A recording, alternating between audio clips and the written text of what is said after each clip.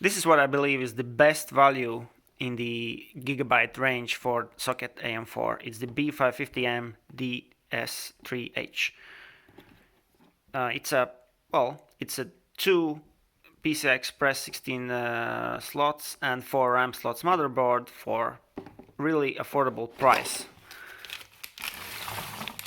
So you have this B550 chipset, which is the newest in AMD range. They do have a high-end X something chipset, which has more PCI Express Gen 4 lanes and other things that you really don't need.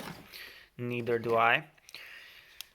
So it should, in theory, support AMD's new Zen 3 core. It should.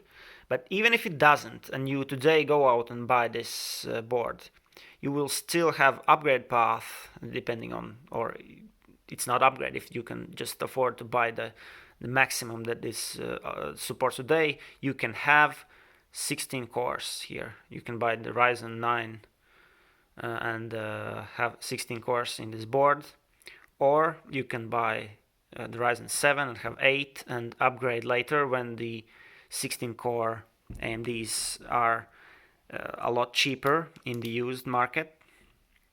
Or you can wait and see how this board supports the newest Zen 3 chips after what I believe will be a BIOS upgrade. So in the box you get the board in the electrostatic bag, you get the back plate, you get, well, I think these are SATA wires too. Why do they always include these in the motherboards?